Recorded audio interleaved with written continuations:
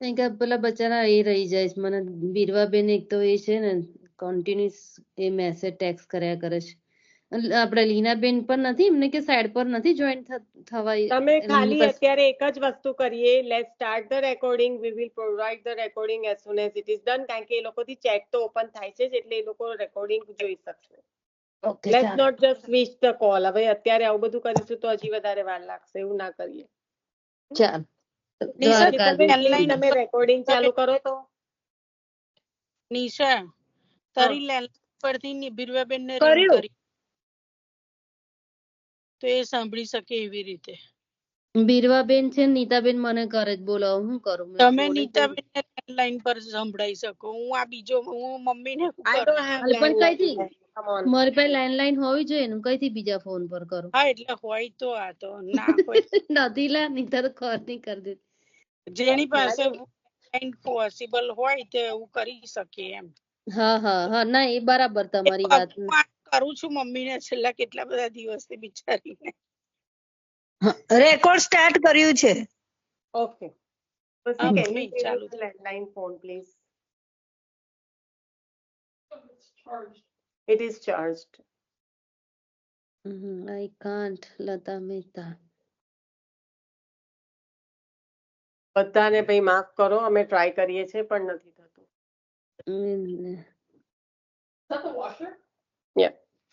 એટલે ઇન્ડિયામાં રહેતા વૈષ્ણવ પણ બીજો હોય તો બીજા પરથી ફોન કરી. Repeat the clean cycle. It's my fault.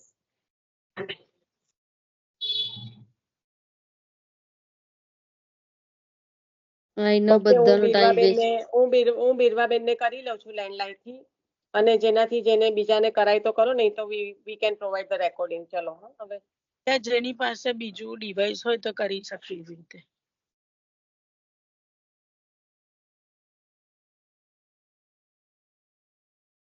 Yeah, બેટા, I can move.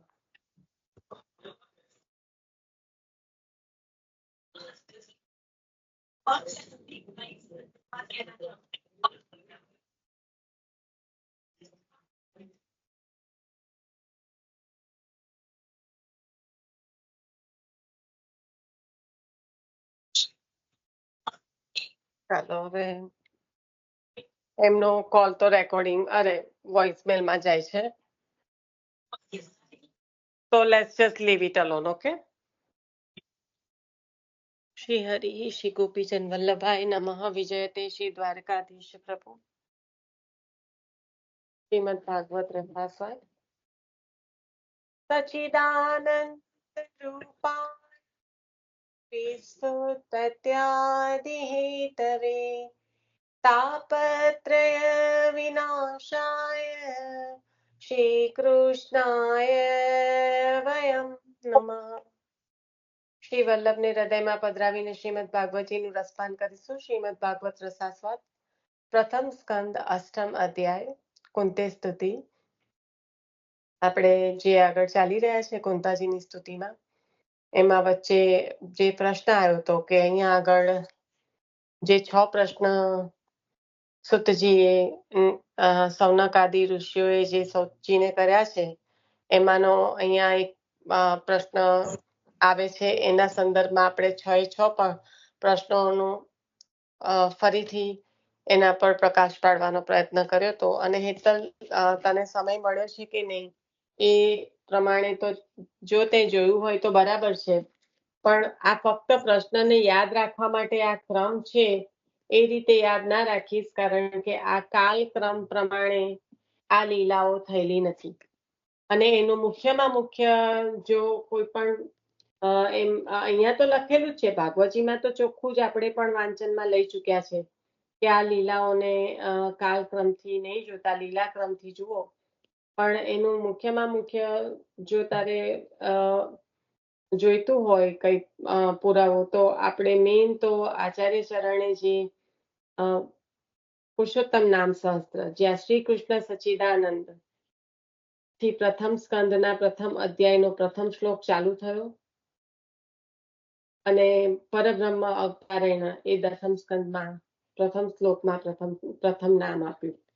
એ જ બતાવે છે કે આ જે છે એ કાલક્રમ પ્રમાણે નથી, અને તે છતાં ભાગવતજીમાં મને હવે અત્યારે યાદ નથી કે કયા શ્લોકમાં ને ક્યારે આવ્યું હતું, પણ જ્યારે આપણે શરૂઆતમાં વાંચન કરી રહ્યા હતા ત્યારે ચોખ્ખું વર્ણન કર્યું હતું કે, અને મને, હું તને આ કેમ વારંવાર કહું છું, કારણ કે મેં જ્યારે લાસ્ટ ટાઈમ ભાગવતજી વાંચ્યું હતું ત્યારે મને સૌથી પહેલો પ્રશ્ન આ ઉદ્ભવ્યો હતો, અને એના કારણે હું ઘણા બધા દિવસ એના પર કન્ફ્યુઝન એઝ વેલ એઝ મનન ચિંતન થયું હતું, કારણ કે કોઈને પણ પૂછું તો એ મને સરખો જવાબ નહીં મળતો હતો. પણ પછી જ્યારે આ ભાગવતજી સ્પર્શ કર્યા ત્યારે તો બહુ જ આમ વધારે એનાથી સમજાઈ ગયું કે અહીંયા આગળ ક્રમ જ આ રીતે આપ્યો છે. એટલે તમે ક્રમને, ભાગવતજીના ક્રમને જો તમે લીલાઓથી નહીં સમજો અને કાલના ક્રમથી સમજવા જશો તો એ સમજાય નહીં. હું તને ખાસ એટલા માટે કહું છું કારણ કે કાલે તું બોલી કે હો પણ રામ જન્મ ને કૃષ્ણ જન્મ તો પછી થયા એટલે એ ના આવે, એવી રીતના સમજીશ નહીં. એવી રીતના સમજીશ તો છેક સુધી આ કન્ફ્યુઝન દૂર નહીં થાય. બરાબર? એટલે જે પ્રશ્નને તારી યાદ રાખવાની ટેકનિક એ અલગ વસ્તુ છે, અને એને આ જે પ્રશ્નો એ મેં સ્કંદ પ્રમાણે યાદ કરેલા છે, એટલા મારા ક્રમની અંદર 6 મને એટલે યાદ રહી ગયેલા છે, અને મેં આ સ્કંદ વાઇઝ એને એ કરેલા છે. એટલે તું કન્ટિન્યુ કર, કારણ કે હું તારી રીતે સમજવા જઈશ ને તો હું કન્ફ્યુઝ થઈશ. એટલે આવું જ no, you better confuse yourself, because Skand પ્રમાણે નહીં, કાલ પ્રમાણે નથી સમજવાનું, લીલા પ્રમાણે સમજવાનું છે. એટલે તું અત્યારે તારી જાતને કન્ફ્યુઝ કરી લઈશ ને, એ તું શોર્ટર સોલ્યુશન કેમ શોધે છે? હમણાં કહેતી હતી કે આટલા મર્યા એના માટે પેલાને મરાય, એવું ના કરાય. રૂટ કોઝમાં જ જવું પડે. કન્ફ્યુઝ થવાય તો સ્ટાર્ટિંગમાં થઈ જવાનું, એટલે આગળ જતા ના થવાય, વધારે ના થવાય.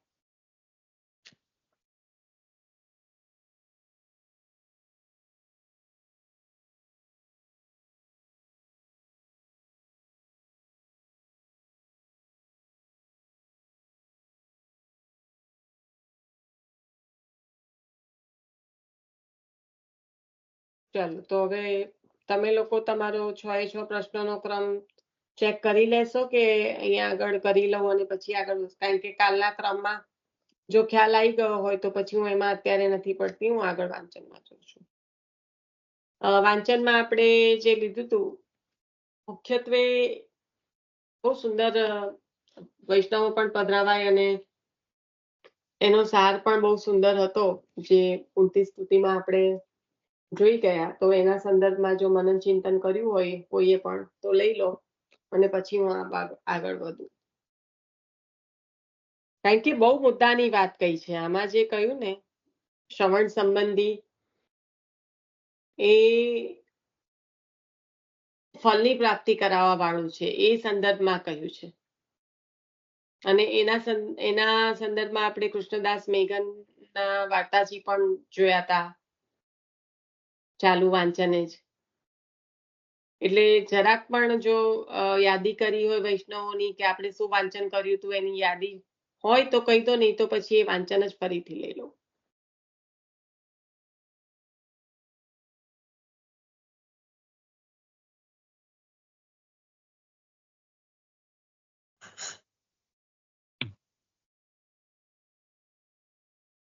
કારણ કે ભાગવતજીનું શ્રવણ, જે મિલનબેને રિપીટ કરવાનું કીધું હતું, એ મને I am very thankful to you કે આપણે એને બહુ ઊંડાણપૂર્વક સમજ્યા હતા કે ભાગવતજીના શ્રવણથી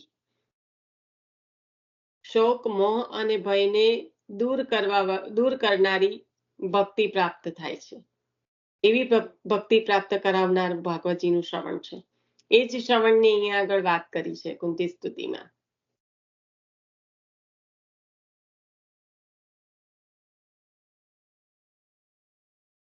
એ મિલનબેન પાછું એ જે શોક, મોહ અને ભય દૂર કરનારી ભક્તિ, એના પર જે શોક, મોહ અને ભય છે ને, એને કેમ આ રીતે કીધું કે એને દૂર કરનારી અને આચાર્ય ચરણે નિત્યમાં ભાગવતજીનું રસપાન કરવાની આજ્ઞા કરી. તો એના સંદર્ભમાં વધારે મનન ચિંતન કરતી હતી ને તો બહુ સુંદર રીતે એ ગુણો સાથે જોડાઈ ગયું. કારણ કે શોક, મોહ અને ભય છે એ સત્વ રજસ તમસ છે. અને એ પ્રાકૃત દેહમાં એ પ્રાકૃતિક જે પણ પ્રકૃતિના સ્વભાવ રૂપ છે એ ગુણો, એટલે જે પ્રાકૃત દેહ ધારણ કરેલો છે એને સ્વતઃ જ મળેલા હોય છે. પણ જ્યારે એ ગુણો આ શોક, મોહ અને ભય જે સત્વ રજસ તમસ જે છે એ પ્રભુના, એટલે જ્યારે પ્રભુની ભક્તિમાં જોડાઈ જાય, શ્રવણ દ્વારા પ્રાપ્ત શું થાય? ભક્તિ પ્રભુની. તો એમાં જોડાઈ જાય ત્યારે એ આપણને એવી ભક્તિ પ્રદાન કરાવે છે કે જ્યાં આગળ ફક્ત ને ફક્ત હૃદયમાં પ્રભુ જ બિરાજમાન થાય. એટલે આ જ ગુણો પણ જો એ શ્રવણ દ્વારા એમાં જોડાઈ જાય પ્રભુમાં, તો એ આપણને ઉત્તમ ભક્તિ પ્રાપ્ત કરાવવા વાળા છે. અને એમાં મને કાલે ભગવતી માસી મોકલ્યું હતું કે શ્રવણ ને આપણે ચંદ્રાવાડામાં શ્રવણ ને કીર્તન માટેનું, એમાં 12 અને 13મો ચંદ્રાવાળો આવે છે. એમાં પણ સતીશ કાકાએ જે રીતે કીધું હતું કે શ્રવણ ભક્તિ, ને આજે પણ રાજાએ ના કીધું કે ભાઈ શરદ ઋતુનું ગંદુ જળ જે આવે એની પણ મને તરત કનેક્ટ થયું આજના સત્સંગમાં.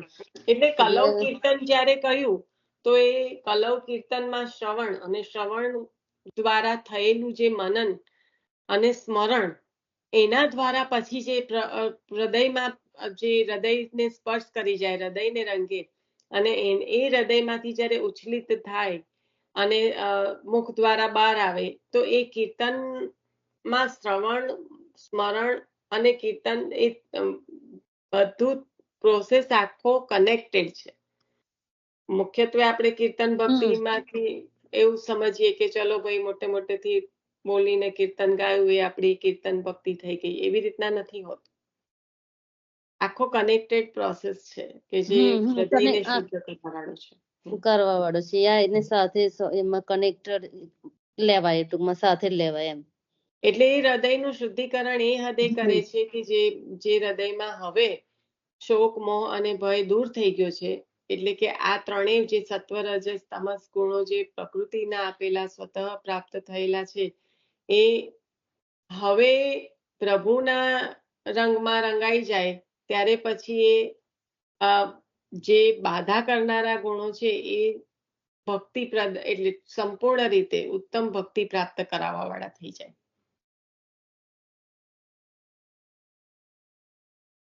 કારણ કે નહીં તો તામસ ફલ પ્રકરણ કહેતા જ નહીં ને. કેમ કીધું કે તામસ ફલ પ્રકરણ? રાઈટ.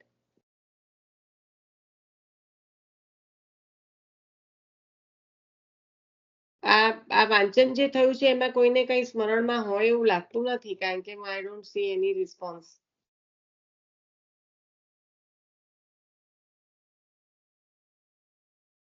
આપણે શેના સંબંધી વાંચન કર્યું હતું, સ્મરણમાં છે?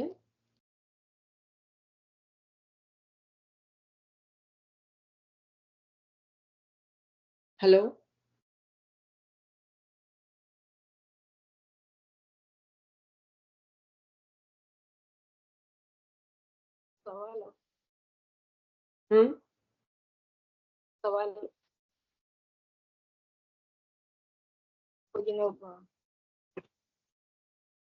અવાજ બ્રેક થાય છે, નથી સંભળાતું.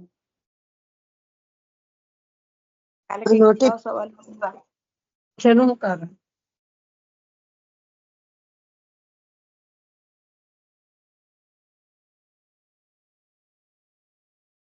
ચલો હું વાંચન ફરીથી લઈને પછી આગળ, કારણ કે આ મુખ્યત્વે જે સમજવાનું હોય, સર્વાત્મા ભાવ જોયેલો હતો, શ્રવણ ભક્તિની જે મુખ્યતા જોઈ હતી, જેમાં આપણે ખાસ શ્રવણ જે અત્યારે ભાગવતજીનું જે આચાર્ય ચરણની આજ્ઞા છે તો એ કેમ છે એ સમજાય છે, એના સંદર્ભમાં આપણે વાંચન લીધું હતું. કઈ નહીં, ચલો લઈ લઈએ, કારણ કે એ ફલને પ્રાપ્ત કરવા. નિશાબેન સોરી, આગળનું નવવાંચન આપણે કાલે જોઈશું, અત્યારે ખાલી રિપીટ કરશો એટલે જેથી આમ બી વૈષ્ણવોનું કોઈનું પડ્યું હોય તો ના પડે ને આપણે પણ સ્મરણ થઈ જાય થોડુંક. ના, કોઈ બોલતું નથી એટલે હું રિપીટ જ કરું છું બેન, બીકોઝ હું સેટિસ્ફેક્ટરી મને આન્સર જ ના મળ્યો. કોઈ કરતા કોઈ ના બોલ્યું. પણ હવે પછી કાલે ફરી વખત એવું ના મને સાંભળવું પડે કે અમને સ્મરણમાં નથી કે અમને ચિંતન કરવાનો ટાઈમ નતો. ઓકે. વિલંબ વગર પ્રકટ પ્રભુના દર્શન કરવાનો સરળ સફળ ઉપાય. અહીંયા પ્રભુની પ્રાપ્તિનો ઉપાય બતાવી દીધો. વિલંબ વગર, તે પણ વિના વિલંબે. હજારો જન્મોનો જે તપથી પણ પ્રાપ્ત નથી થતું એ અહીંયા વગર વિલંબે બતાવ્યું. એ આપણે વાંચન કરી રહ્યા હતા. અને કોઈ કરતા કોઈ અક્ષરે એમાંથી બોલતું નથી કે આપણે આ વાંચન કરેલું. હદ છે. હા, આવું કેવું હોય? ભલે ને દુનિયાની 50 વાતો કરીએ તો પણ આ જે સ્મરણમાં લીધું હોય એ તો નહીં નીકળવું જોઈએ ને. વાંચન થાય પછી સ્મરણ કર્યું હોય તો થાય કે નહીં. વૈષ્ણવ નહીં પધારે, કઈ સ્મરણ નહીં કર્યું હોય તો કેવી રીતે આગળ વધાય? વિલંબ વગર પ્રકટ પ્રભુના દર્શન કરવાનો સરળ સફળ ઉપાય. શ્રવણથી ગાયંતી ગુણત્ય દીક્ષણશ સ્મરંતી નંદંતી તે તવેહિતમ જાનાહ ત એવ પશ્યંત ચિરેણ તાવકમ ભવ પ્રવાહો પરમ પદાંબુજમ. 35મો શ્લોક છે 8મા અધ્યાયનો પ્રથમ સ્કંદનો. શ્રવણ માટે વક્તા મળી જાય તો માત્ર સાંભળી લેવું પૂરતું નથી. ભગવત ભક્તોની પાસે જઈ તે કહે એ પ્રકારે સાવધાન મનથી સંશય વગર સ્પષ્ટ રીતે સમજાય તે પ્રકારે ભગવાનના સંબંધમાં અર્થ અને અભિપ્રાયનો નિર્ણય કરવો એનું નામ શ્રવણ છે. મુખ્ય પરિભાષા આપી શ્રવણની કે શું કહ્યું આ શ્લોકમાં. આ કઈ આપણી વાણી નથી કોઈ. આ તો શ્લોકમાં જે વ્યાસજી કહી રહ્યા છે કે શ્રવણતી ગયંતી ગુણત્ય ભીક્ષણશ સ્મરંતી નંદંતી પીવે હિતમ જાનાહ. તો કેવી રીતના જાણી શકાય? શ્રવણ માટે વક્તા મળી જાય તો માત્ર સાંભળી લેવું પૂરતું નથી. ભગવત ભક્તોની પાસે જઈ તે કહે તે પ્રકારે સાવધાન મનથી સંશય વગર સ્પષ્ટ રીતે સમજાય તે પ્રકારે સાવધાન મનથી સંશય વગર સ્પષ્ટ રીતે સમજાય તે પ્રકારે ભગવાનના સંબંધમાં અર્થ અને અભિપ્રાય બંને જાણવાનું છે. અભિપ્રાયનો નિર્ણય કરવો એનું નામ શ્રવણ છે. અને આ ભગવત ભક્તો એટલે કયા? આપણે કોને પૂછવા જઈશું? તો આપણા 84,252. અહીંયા જે વ્યાસજી કહી રહ્યા છે એ આપણને કોના થકી સમજાશે? તો કે ભગવત ભક્તો પાસે જઈ તે કહે તે પ્રકારે સાવધાન મનથી સંશય વગર સ્પષ્ટ રીતે સમજાય તે પ્રકારે ભગવાનના સંબંધમાં અર્થ અને અભિપ્રાયનો નિર્ણય કરવો એનું નામ શ્રવણ. અને એ ભગવત ભક્તો એટલે આપણા 84,252. એમની પાસે જઈએ તો ખરા, જરા સ્મરણ તો કરીએ કે અમને આ નથી સમજાયું. બધું છૂટું છૂટું જ કરીને ચાલવાનું. ભગવતજી વંચાઈ ગયું 2 પોના, પછી વાર્તાજી 2 પોના વંચાઈ ગયા, પછી શિક્ષાપત્ર વંચાઈ ગયું અને આજનો ક્રમ પતી ગયો. આ રીતે થોડી આપણને કરવાનું કીધું છે આચાર્ય ચરણે. 2 પેરેગ્રાફ નાના નાના વાંચ્યા હતા. આજે એક લાઈન પણ નથી કોઈ બોલી રહ્યું કે હા આપણે આનું સ્મરણ કરેલું. આમ થોડી સત્સંગ થશે?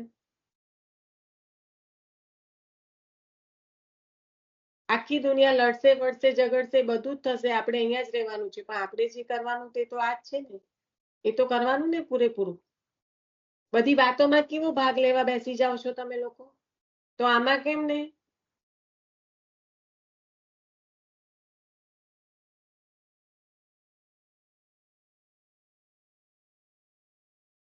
ભગવાનની લીલાનું શ્રવણ કરતા હૃદય રસથી રંગાઈ જતા ગાન થાય છે. તે રસ પરવશપણે કોઈને સંભળાવે છે. આ ગાન થાય એમાં જ સંભળાવ્યું કહેવાય, કારણ કે જ્યારે હૃદયમાંથી ઉચ્છલિત થાય છે ત્યારે મુખ દ્વારા બહાર આવે છે અને સ્વયં પોતાને પણ અને બીજાને પણ શ્રવણ થાય છે અને એનું વારંવાર તેનું રટન કરે છે. તો આ આખો જે ભગવાનની લીલાનું શ્રવણ છે એ કઈ રીતે હૃદયમાં પ્રવેશી, હૃદયને રસથી રંગી અને એ રંગાઈ જાય ત્યારે એનું ગાન થાય, એ પરવશપણે, પછી એ જીવના નિયંત્રણમાં રહેતું નથી એટલે પરવશપણે કહ્યું. અને એના સંદર્ભમાં જ આપણે કૃષ્ણદાસ મેઘનને યાદ કર્યા હતા. ફરી એના એ વાર્તાજી યાદ કરતા તો પણ મને બહુ આનંદ થતો, કારણ કે દરેકને પોતાના હૃદય પ્રમાણના ભાવ પ્રમાણે વાર્તાજી સમજાય. તો ફરી જે વૈષ્ણવ પધારતા તો પણ ખૂબ આનંદ થતો, પણ સાવ કોરા ધક્કડ બેસી જવાનું એ કઈ સત્સંગમાં બેસવાની ડિસિપ્લિન નહીં કહેવાય. ઓકે,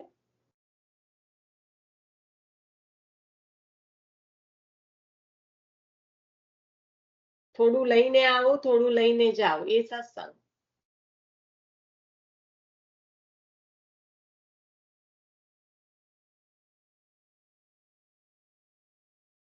કૃષ્ણદાસ મેઘનજીને શું થતું હતું, પરવશપણે જ નીકળી જતું હતું. જે પણ આચાર્ય ચરણ પાસેથી શ્રવણ કરતા લીલા સંબંધી, એ સ્વતઃ સરી પડતું. એટલે કહેતા, કોઈ વારંવાર કહેતા હતા કે દમલાજી છે એ રસને ટકાવી શકતા હતા, એ બહાર પ્રકટ નહીં થવા દેતા હતા. કોઈ તમારા પાસેથી જે મળ્યું છે હું અત્યારે વાગોડી રહી છું. અને કૃષ્ણદાસ મેઘન છે એ કહેતા કે વાર્તાનો જે લીલાનો છે એ રસને ઝેરવી નહીં શકતા, તો વૈષ્ણવો સામે ઉચ્છલિત થઈ. વૈષ્ણવો સામે, હા, બીજા કોઈની સામે નહીં.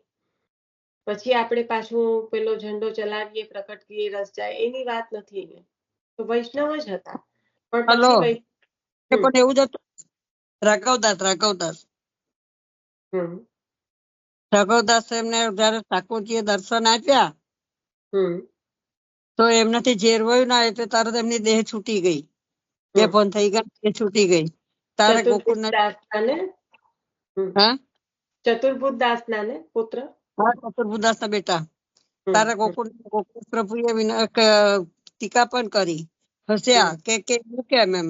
તારે કે છે કે જેના બાપ દાદા લીલાનો અનુભવ કરીને એનું વર્ણન કરીને કીર્તનોમાં અનુભવ કરતા હતા અને વૈષ્ણવને અનુભવ કરે નથી, અને આ એમનાથી એટલું ના તરત દેહ છૂટી ગઈ એમ.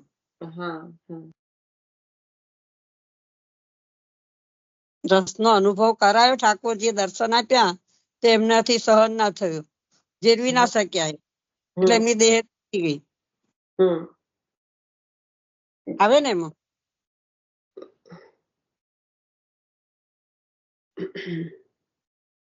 મને મનન કરવું પડે, કારણ કે ત્યાં તો એમને પરવશપણે કોઈને સંભળાવવા માટેની સ્થિતિ પણ નથી રહી.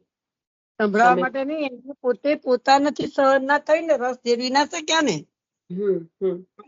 રસની અનુભૂતિ કરાઈ ઠાકોરજીએ, દર્શન આપ્યા રાસના, તેમનાથી ઝેરવાયું ના, એટલે તરત દેહ છૂટી ગઈ ને, સહન ના કરી શક્યા. અહીંયા એ છે, અહીંયા શ્રવણનો જે પ્રકાર બતાવ્યો છે ને એની સાથે નથી બેસતું, એટલા માટે, કારણ કે ભગવાનની લીલાનું શ્રવણ કરીને જે હૃદય રંગાઈ જાય ને પરવશપણે કોઈને સંભળાવે, એટલે કીર્તનના ગાન દ્વારા જો બહાર નીકળી જાય, રટણ થાય એનું, એની વાત કરે છે, જે ત્યાં નથી કર્યું.